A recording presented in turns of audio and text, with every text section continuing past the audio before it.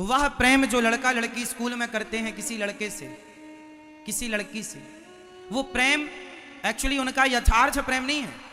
वो प्रेम केवल चमक को देखकर हुआ है। लड़की सुंदर है, लड़का सुंदर है, एक दूसरे के करीब आए और उन दोनों की जो इच्छाएं हैं, जो वासनाएं हैं, उन वासनाओं को वो पूरी करना चाहते हैं, अपने इच्छाओं को पूरी करना चाहते हैं। तो उन वासनाओं को वो पूरी करने के लिए एक दूसरे से मिलते हैं। अब मिल तो गए, पर वो उस वासना को ढकें कैसे? तो वह प्रेम के पर्दे से ढक देते हैं, ये कहकर के हम प्रेम करते हैं।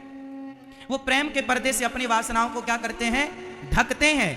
अब मैं आपको बिल्कुल सही बताऊं कि यदि कोई लड़की किसी लड़के से प्रेम करे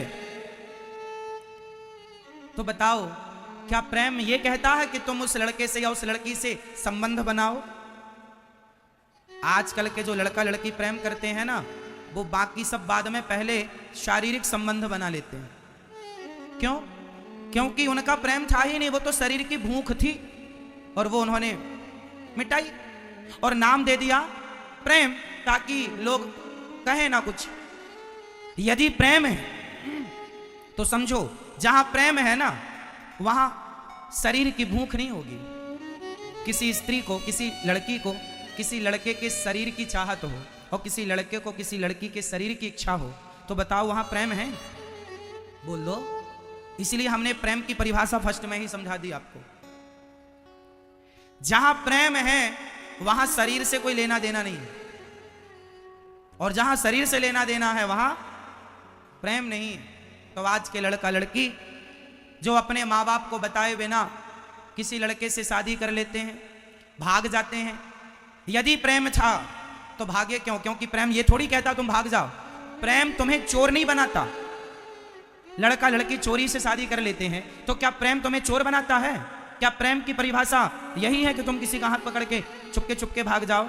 ये प्रेम नहीं है साहब, खुले में ये वासना है। इस वासना को आज के लड़का लड़की ने प्रेम का नाम दिया, इसलिए प्रेम बदनाम हो गया साहब। वरना प्रेम तो गोपियों का है, प्रेम तो भरत जी का है। प्रेम ये सृष्टि किस पर टिकी है?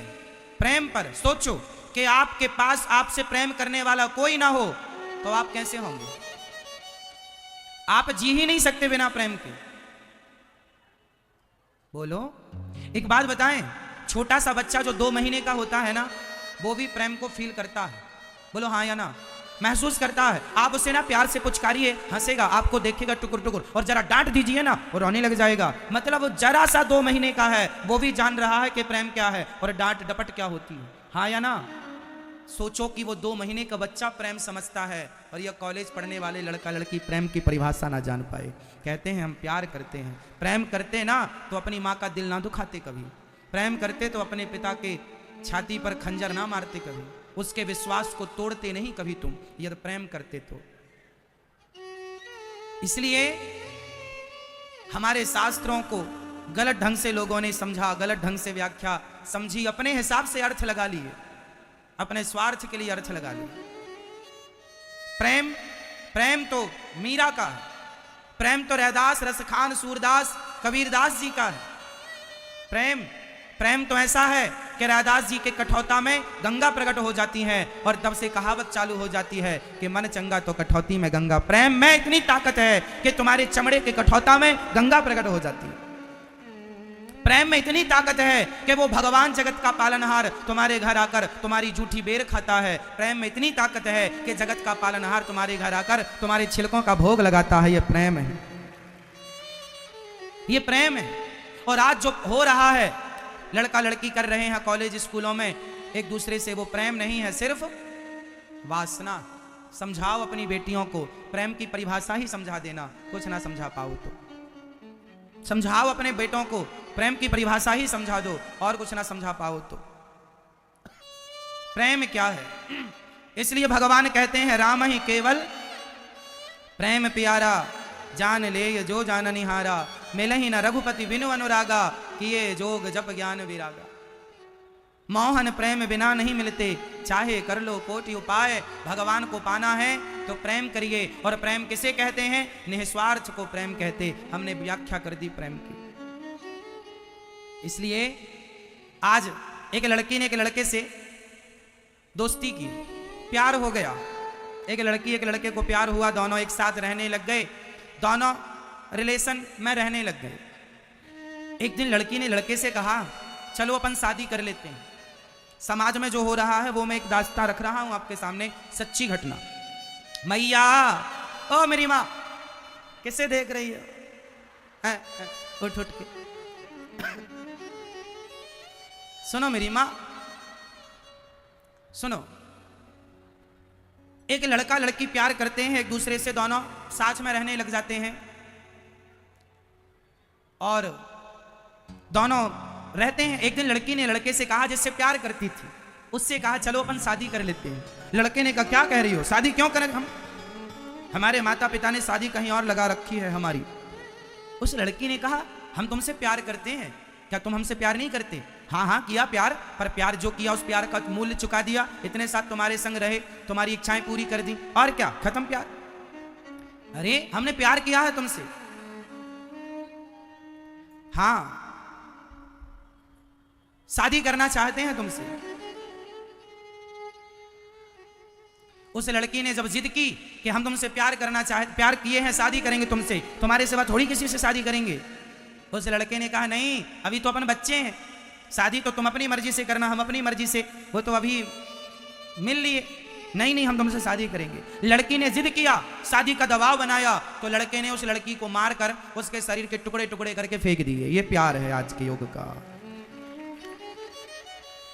हाँ या ना, ऐसा हुआ कि नहीं हमारे देश में? हुआ ना। लड़की ने जब प्यार के बाद शादी का दबाव बनाया, शादी करो, वो करना ही चाहिए।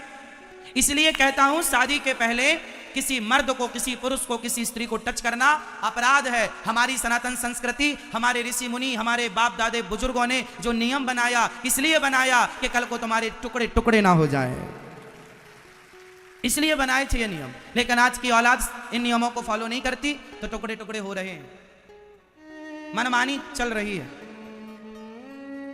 अरे जमाना शादी के पहले तुम्हारा शोषण कर लेगा तो चिंगम की तरह चबा के थूक देगा, वो तुमसे विवाह करेगा। क्यों? उसके मन में तो ये संदेह घुस जाएगा कि जैसे तुमने आज हमारे साथ संबंध बनाया, कल तुम्हारे किसी और के साथ होंगे, परसों किसी और के साथ।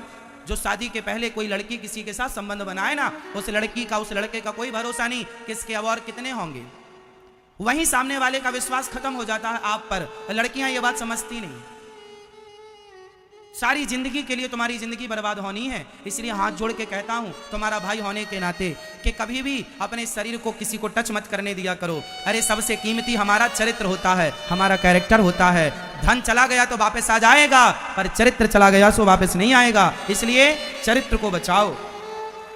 शादी करना अच्छा है, करो ना, जहां माँ बाप चाह रहे, जहां तुम्हारी इच्छा, तुम भी बताओ, अपने माँ बाप को बता दो कि हमें इस लड़के से प्रेम है, इस लड़की से प्यार है, कर लो शादी। माँ बाप की राजी मर्जी होनी चाहिए, बस क्या बुराई है। अरे माँ बाप का क्या तुम पर कोई, आजकल की पढ़ी लिखी बेटियां क्या कहती हैं, पढ़े लिखे बेटे क्या कहते हैं, अरे हम अपना निर्णय स्वयं ले सकते हैं, हम अपना डिसीजन खुद से ले सकते हैं, अब हमें माँ बाप की जरूरत नहीं है। वाह, तुम इतने पढ़े लिख गए, इतने बड़े हो गए कि अब माँ बाप की जरूरत नहीं है। वाह, तुम्हारे जैसा नमक हरामी कोई नहीं होगा फिर।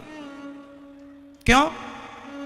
माँ बाप सोचे, माँ बाप क्या होते हैं, कभी सोचा आपने? सबसे बेहतर प्लानिंग यदि तुम्हारे भविष्य की कोई करता है तो माता और पिता करते हैं। 140 करोड़ लोग रहते हैं मेरे भारत देश में, लेकिन 140 करोड़ लोगों में सिर्फ 2, एक माँ एक बाप ऐसे हैं जो बच्चों के भविष्य की जितनी बेस्ट, जितनी बढ़िया प्लानिंग करते हैं, उतनी अच्छी प्लानिंग बच्चों की मतलब आपकी कोई कर ही नहीं सकता। देखो कहां से प्लानिंग स्टार्ट होती है, सुनो। जब बच्चे छोटे छोटे होते हैं, जब बेटी 4 साल की होती है, जब बेटा 4 साल का होता है, तब से माँ बाप की प्लानिंग चालू। कौन से स्कूल में से पढ़ाएं, कौन से स्कूल में इसका नाम लिखाएं, कौन सा स्कूल सबसे महंगा है, सबसे बेस्ट है, सबसे अच्छा है, कहाँ ले जाएं बच्चों को, वहां से प्लानिंग चालू हो जाती है। अच्छे से अच्छे स्कूल में तुम्हारा नाम लिखाते हैं तुम्हारे माता पिता। वो निर्णय कौन लिया अच्छे स्कूल का? आपके माता। उस समय तो आप निर्णय लेने की स्थिति पर थे ही नहीं, माँ बाप ने निर्णय लिया अच्छे स्कूल में पढ़ाएंगे। फिर स्कूल पूरा होते ही माँ बाप ने तुरंत आपके कॉलेज की प्लानिंग करनी शुरू कर दी, कौन से बेस्ट कॉलेज में बेटे को या बेटी को पढ़ाएं। बेटे के पास उस कॉलेज में फीस ज़्यादा है, चलो एक्स्ट्रा काम करेंगे। माँ बर्तन धुलती है घर घर जाकर, बाप रिक्शा चलाता है, इसलिए कि बेटे को अच्छे स्कूल में पढ़ाकर उसका नाम रोशन किया जाए। बेटा पढ़ लिख करके हमारा नाम रोशन करेगा, इस उम्मीद से माँ बाप बच्चों को पढ़ाते लिखाते हैं। और बाद में वही बच्चे पढ़ लिख कर कहते हैं तुमने हमारे लिए किया ही क्या है। जब आप अपने माँ बाप से कहते हैं ना कि तुमने हमारे लिए किया ही क्या है, तब माँ बाप को ना ऐसा लगता है कि हमारी छाती पर किसी ने हथौड़ों की मार लगाई हो। छाती फट जाती है जब औलाद ये कहती है तुमने हमारे लिए किया ही क्या है। जब तुम कभी माँ बनोगी, जब तुम कभी बाप बनोगे भविष्य में, और जब तुम्हारी औलाद कहेगी ना कि तुमने क्या किया, तब पता चलेगा कि तुम्हारे माँ बाप ने तुम्हारे लिए क्या किया है। उस माँ बाप के ऋण को, इस धरती की कोई दौलत ऐसी नहीं है जो देकर माँ बाप के ऋण को चुकाया जाए। पर आज की औलादें, पढ़ी लिखी संतानें ये सवाल करती हैं अपने माँ बाप से, तुमने हमारे लिए किया ही क्या है। तुम्हारे लिए अच्छे स्कूल की प्लानिंग की, तुम्हारे लिए स्वयं पुराना मोबाइल, सड़ा सा मोबाइल तुम्हारे माता पिता रखते हैं, तुम्हें अच्छा मोबाइल दिलाते हैं। खुद के कपड़े फट गए तो नए कपड़े खरीदते नहीं, सिल सिल कर पहनते हैं, पर तुम्हारे लिए अच्छे कपड़े महंगे महंगे जो तुम्हारी इच्छा हो पूरी करते हैं। माँ बाप ये सोचते हैं कि जो हमने ना देखा, जो सुख हमने ना लिया, वो सारे सुख हमारे बच्चे लें। जो हम ना पढ़े वो हमारे बच्चे पढ़ लें, जो हमने ना देखा वो हमारे बच्चे देखें, जो हमने ना खाया वो हमारे बच्चे खाएं। ये हर माँ बाप की इच्छा होती है कि जो स्ट्रगल हमने किया है वो हमारे बच्चों को ना करना पड़े, जो मेहनत हमने की है वो हमारे बच्चों को ना करनी पड़े। ये सपना हर माँ बाप का होता है कि जो मेहनत मजदूरी हमने की, जो हमने नहीं खाया, कई बार हम खाने को तरसते थे, पर बच्चों को जो मांगते हैं खिलाते हैं। हम लोग खिलौने से नहीं खेले साहब, क्योंकि खिलौनों को खरीदने की औकात नहीं थी, पर आज बच्चों के लिए हर माँ बाप जो खिलौने पर हाथ रख देते हैं, माँ बाप वो खिलौना दिलाते हैं। सारी इच्छाएं पूरी करने के बाद अंत में माँ बाप को सुनना पड़ता है बच्चों से, तुमने हमारे लिए किया ही क्या है। कभी माँ बाप बनकर देखोगे ना तो पता चलेगा कि माँ बाप क्या होते हैं। इस धरती पे भगवान को देखना हो तो भगवान को जीते जागते रूप में देखना हो, अपने माँ बाप को देख लेना, वो भगवान ही है, भगवान का स्वरूप है वो। भगवान सबके पास नहीं खड़े हो सकते, इसलिए भगवान ने माँ बाप बन करके सबके पास खड़े होकर हर बच्चे के सिर पे हाथ रख के आशीर्वाद देने के लिए भगवान पहुंचे। और बेटे माँ बाप पे 1000 सवाल खड़ा करते हैं, इसलिए माँ बाप ने जन्म दे दिया, पढ़ा लिखा कर योग्य बना दिया, जहां हो जैसे हो वहां रहकर माँ बाप का धन्यवाद दो। और माँ बाप से अब क्या चाहते हो, जन्म दे दिया, मानव चोला दे दिया, और क्या चाहिए। ठीक, अब पढ़ जाओ, लिख जाओ, योग्य बनो, मन लगाकर पढ़ो, अपने माँ बाप का नाम। हर माँ बाप की क्या इच्छा है। आप में से जितने बच्चे बैठे हैं मुझे बताओ, आपसे आपके माँ बाप क्या चाहते हैं, बताओ। हर माँ बाप बच्चों से क्या चाहते हैं। माँ बाप का पैसा तब वसूल हो जाता है जब बच्चे पढ़ लिख करके नाम कमाते हैं, और बच्चे के नाम से माँ बाप को जब सम्मान मिलने लग जाए समाज में, अरे इनके माता पिता, फलाने के माता पिता ये हैं, जब बच्चे के नाम से माँ बाप को जानने लग जाए समाज में, तब माँ बाप का पैसा वसूल हो जाता है, माँ बाप का बलिदान वसूल हो जाता कि चलो हमने पढ़ाया लिखाया, आज हमारा बेटा हमारा नाम रोशन कर रहा है। और जब माँ बाप का नाम रोशन करता है ना, तो माँ बाप के रोम रोम से बच्चे के लिए दुआएं निकलती, आशीर्वाद निकल, तब तुम्हारा पुत्र होना, पुत्री होना सार्थक हो जाता। जब तुम समाज में इज्जत कमाते हो, नाम कमाते हो, 2 पैसा कमा कर माँ बाप को देते हो, माँ बाप को अच्छा लगता, चलो पढ़ाया लिखाया, बच्चे अपने पांव पर खड़े हो गए। पर विडंबना देखो कि जब बच्चे पढ़ लिख जाते हैं, कोई लड़की पसंद आई, शादी कर लेते हैं, और शादी करने के बाद तुरंत माँ बाप को कहते हैं हमने डिसाइड कर लिया है कि अब हम फलानी जगह एक फ्लैट हमने देखा है, अब हम लोग वहीं रहेंगे। माँ बाप बोले, सास माँ बोली अरे बहू अभी तो आई है, थोड़ा बहू का सुख लेने दो। ना ना ना, उसे पसंद नहीं है बुढ़ा बुढ़ी। माँ बाप अभी बहू के सपना ही देख रहे होते हैं, बहू को ये साड़ी पहनाऊंगी, बहू यहाँ सोएगी, बहू यहाँ रहेगी, ये खाएगी, बहू को अपने हाथ से बनाकर खवाऊंगी माँ की तरह, सास सोचती है। पर बहू आई, 4 दिन बाद, महीने भर बाद बेटे ने कहा हमने डिसाइड कर लिया है हम वहाँ रहेंगे। माँ बाप को छोड़कर चले जाते हैं। दिल्ली में ऐसे कितने माँ बाप हैं जिनको बेटे छोड़कर दूसरे फ्लैट पर रहते हैं, दूसरे जगह पर रहते हैं, माँ बाप के साथ कोई रहना ही नहीं चाहता। अकेले माता पिता, दिल्ली के कितने फ्लैटों पर, कितने घरों पे अकेले माता पिता सड़ रहे हैं बेचारे। बेटा विदेशों में, बेटा बड़ा पैसा कमा रहे हैं, पर माँ से मिलने का समय नहीं है। पत्नी को पानी पूरी खवा रहे हैं, इंडिया गेट घुमा रहे हैं, पर माँ के पास जाकर 2 बातें करने का समय नहीं है कि माँ तबीयत कैसी है। ये पढ़ी लिखी औलादें हैं, यही औलादें कहते हैं माँ बाप से तुमने हमारे लिए किया ही क्या है। वाह, हमारे देश का कुत्ता भी तुम्हारे जैसा नालायक नहीं है। हमारे देश का कुत्ता जिस घर की रोटी खाता है, आप किसी कुत्ते को रोटी खवाना, पूरी रात आपके घर की चौकीदारी करता है, पूरी रात पूंछ हिलाता हुआ आपके घर में कोई घुसे तो भौं भौं करके आपको जगाने की कोशिश करता है कि साहब जाग जाओ, चोर घुस रहा है, मैंने तुम्हारी रोटी खाई है। एक रोटी खाई है तो एक रात जाग करके उस रोटी का मूल्य चुकाता है। हमारे देश का कुत्ता भी रोटी का मूल्य चुकाता है, लेकिन हमारे देश की कुछ औलादें अपने माँ के दूध का मूल्य नहीं चुकाती, छोड़कर माँ बाप को चले जाते हैं। धिक्कार है ऐसी औलादों को। कुत्ता भी इतना गद्दार नहीं है जितनी गद्दार, जितनी बेवफा आज की संतान है। हाँ या ना? इसलिए मेरी मां अपने बच्चों को कथा सुनवाया करो।